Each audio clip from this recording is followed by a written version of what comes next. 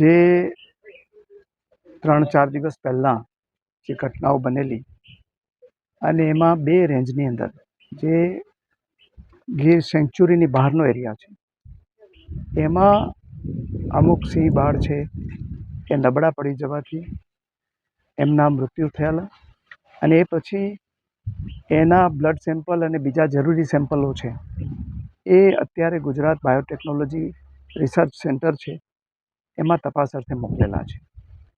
પરંતુ હું વન વિભાગને અભિનંદન આપીશ કે એની પહેલાંથી જ લગભગ 19 તારીખથી જ એમણે આ વિસ્તારની આઈડેન્ટિફાઈ કરીને એણે તપાસ શરૂ કરી દીધેલી અને જે પ્રિવેન્ટિવ મેઝર લેવા જોઈએ એ પ્રિવેન્ટિવ મેઝર લેવાની શરૂઆત કરી દીધેલી.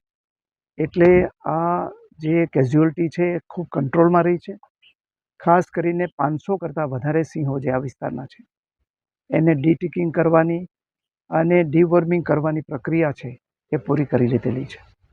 અને જે નબળા સિંહ હતા એને અમુકને સ્થળ ઉપર જ ટ્રીટમેન્ટ કરવામાં આવી છે અને જે વધારે થોડાક નબળા હતા એને રેસ્ક્યુ સેન્ટર ઉપર લઈ આવીને એમને વન વિભાગના અધિકારીઓ, વન વિભાગના ડૉક્ટરો અને અમારા જે જુનાગઢ વેટરનરી કોલેજના ડૉક્ટરોએ સાથે મળીને એની ટ્રીટમેન્ટ કરી છે.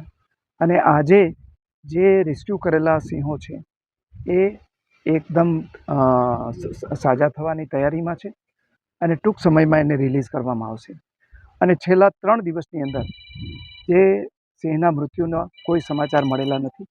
એટલે હું માનું છું કે હવે ચિંતાનું કોઈ કારણ દેખાતું નથી. સર, જે આ બેબસિયા રોગ નથી તો આ આટલા બધા 22 જેટલા સિંહોને ઓબ્ઝર્વેશનમાં રાખવામાં આવે, તો આ ચેપી રોગ નથી તો આ બધા સીડીવી હોય તો બટલા સિંહોને રાખવામાં આવે, કઈ રીતની વાત છે? લક્ષણો જોવા મળે વાત છે. લક્ષણોને આધારે જ એની સારવાર થતી હોય છે.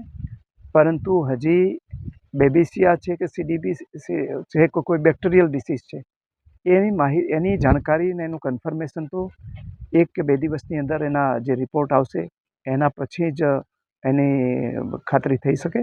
પરંતુ આ વિષય છે એ વેટરનરી ડૉક્ટરોનો છે અને વેટરનરી ડૉક્ટરોએ વાયરસ અને બેક્ટેરિયાના આધાર ઉપર જે જરૂરી કોન્ઝર્વેટિવ ટ્રીટમેન્ટ આપવાની આવે એ ટ્રીટમેન્ટ અત્યારે અપાઈ રહી છે અને એને કારણે જ અત્યારે સિંહો છે એ સાજા થઈ રહ્યા છે અને અમુક તો ત્યાં સ્થળ ઉપર જ ટ્રીટમેન્ટ કરીને એને રિલીઝ કરી દીધા. સર, આ વાત બીજી હતી કે 24 કલાકમાં સાહેબ આનો રિપોર્ટ સેમ્પલનો જાહેર કરવામાં, હજી સુધી 5 દિવસ આ રિપોર્ટ જાહેર નથી કરવામાં આવ્યો.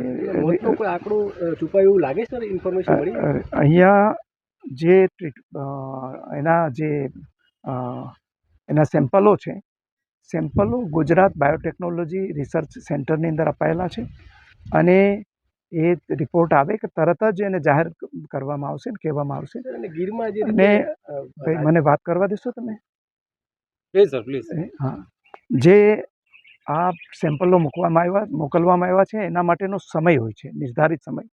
એ નિર્ધારિત સમયની અંદર જ એ સેમ્પલના રિઝલ્ટ મળી જશે અને રિઝલ્ટને આધારે પછી આગળની કાર્યવાહી શું કરવી એ ખ્યાલ આવશે. સર, બીજી વાત હું કહું કે ગીર પશ્ચિમમાંથી જે બીમારી શરૂ થઈ હતી ને જે સંકલનના અભાવને કારણે ગીર પૂર્વ સુધી આ બીમારી પહોંચી સિંહોના મોત થયા છે. માત્ર 2 વિસ્તારો જે છે, 2 કે 3 વિસ્તારો જે રેન્જ છે એની અંદર જ આ રેવન્યુ એરિયાની આસપાસમાં આ જે વાયરસ અથવા તો જે કંઈ બીમારી છે એ બીમારીને કારણે અહીંયા મૃત્યુ થયા છે ને એને એમાં જ એ એરિયાની અંદર જ આજે સારવાર ચાલી રહી છે. બીજા વિસ્તારોની અંદર હજી કોઈ આ પ્રકારની અસર પણ આવા કંઈક કિસ્સા સામે આવ્યા છે ના કોઈ જગ્યાએ. સર, બીજું શું કહું કે રાજભા ગઢવીનો મુદ્દો છે તે ગીરમાં એમને મજૂરી આપીને તેને લઈને સાહેબ આ વિસ્તારમાં માલધારીમાં વિરોધ થયો. શું કે માલધારીને અમને પણ આ બાબતે